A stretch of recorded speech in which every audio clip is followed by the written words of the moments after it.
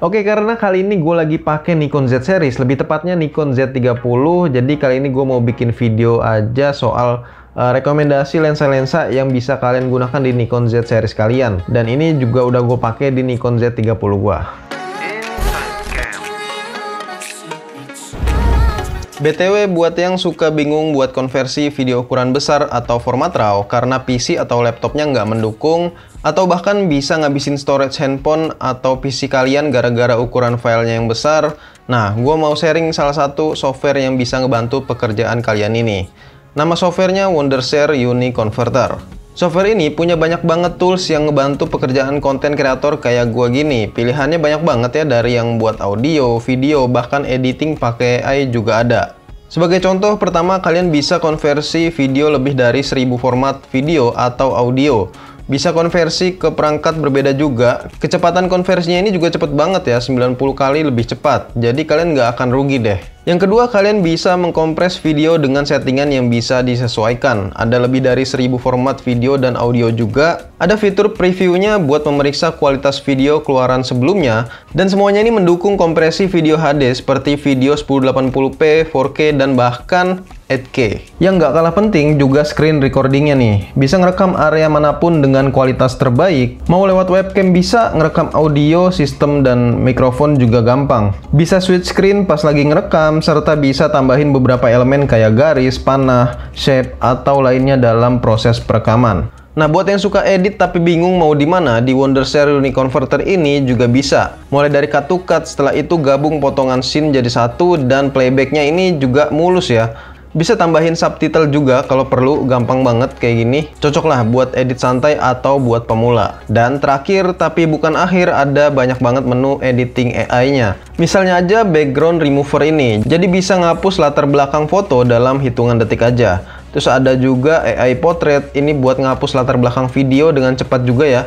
Kalau tadi kan foto. Terus ada juga auto reframe semacam kayak crop atau aspek ratio. Serta smart trim yang bisa pangkas video kalian secara otomatis buat diedit secara cepat.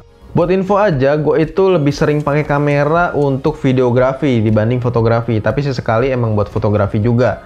Nah, di sini lensa-lensa yang akan gue bahas itu lebih ke arah videografi sebenarnya, tapi ada juga yang fotografi ya. Jadi gue akan sharing beberapa pengalaman gue menggunakan lensa-lensa Nikon Z series ini. Oke, yang pertama dan basic banget adalah lensa bawaannya. Gue adalah orang yang selalu kalau beli kamera ini pasti belinya yang barengan sama lensa kitnya. Gak pernah beli bodinya aja gitu ya. Jadi lensa pertama yang gue mau rekomendasiin adalah lensa kitnya ini, yang punya focal length 1650. Kenapa gue pakai lensa ini? Ya menurut gue focal length segini tuh ideal sih. Bisa buat wide dan juga agak zoom atau semi tele. Jadi kalau mau lagi bikin vlog atau tahu-tahu harus foto dadakan juga bisa ya. Untuk materialnya cukup solid nih, terdapat sistem lock juga jadi lebih aman ya. Ukurannya juga cukup compact. Untuk hasilnya cenderung so-so lah ya, namanya juga lensa bawaan. Jadi gue rekomendasiin buat pemakaian sehari-hari aja sih cocok ya. Buat video atau foto sekaligus juga oke.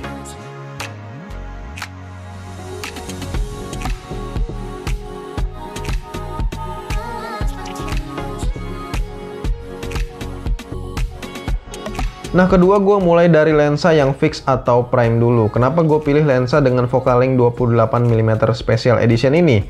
Karena ini gue pakai buat pengambilan video landscape pastinya ya. Kan agak lebar tuh sudut pandangnya. Dan juga bisa bikin agak bokeh karena bukaannya ini cukup besar. Materialnya polikarbonat sih kayaknya ya. Jadi lebih enteng pas dibawa-bawa. Jadi ini adalah lensa sekundari gua. BTW, Nikon Z 28mm Special Edition ini punya desain yang beda dari lensa Nikon lainnya. Karena ada aksen warna silver di bagian tengahnya kayak gini. Terus di wheel fokusnya dikasih lapisan karet juga. Motornya cukup senyap ya, dengan dual stepping motor AF system. Di dalamnya juga terdiri dari 7 blade.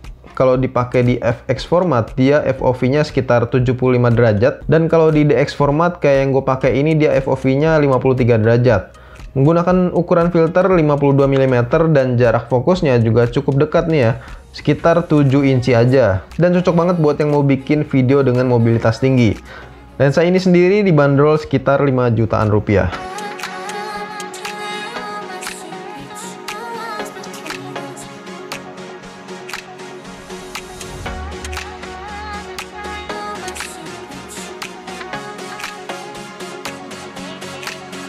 Yang ketiga nih, lensa buat yang suka bokeh-bokehan, ada lensa 40mm f2.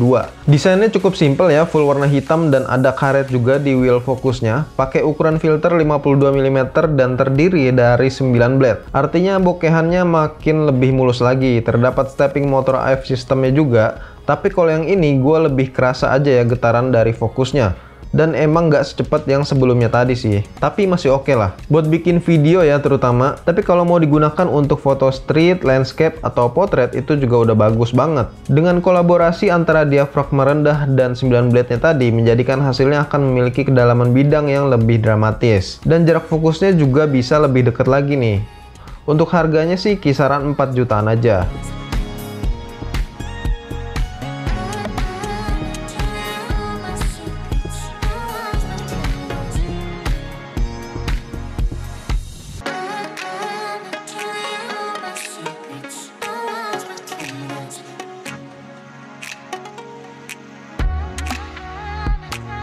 Terakhir gue ada lensa sapu jagat atau tele ya, ukuran 50-200mm. Bahan materialnya sih hampir sama kayak yang tadi, terdapat dua wheel untuk fokus dan juga focal length-nya.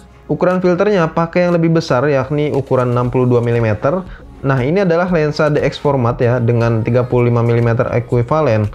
Aperturnya dari 4,5 sampai 16, super integrated coating, ada stepping motornya juga, serta VR atau vibration reduction-nya untuk meminimalisir guncangan pastinya ya.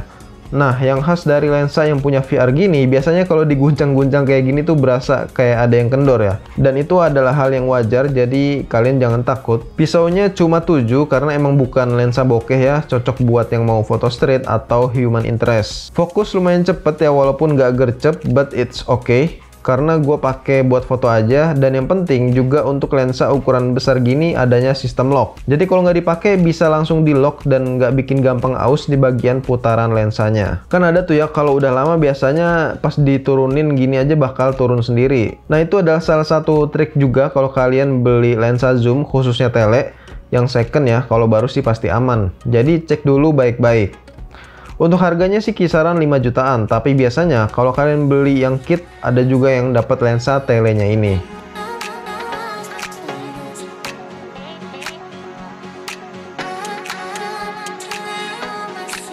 Oke, itu dia tadi deretan lensa yang gue rekomendasikan buat kalian. Sebenarnya ada beberapa lagi sih, tapi 4 lensa itu tadi yang cukup gue rekomendasiin aja. Tinggal sesuaikan aja dengan kebutuhan kalian ya. Sekian dan terima kasih.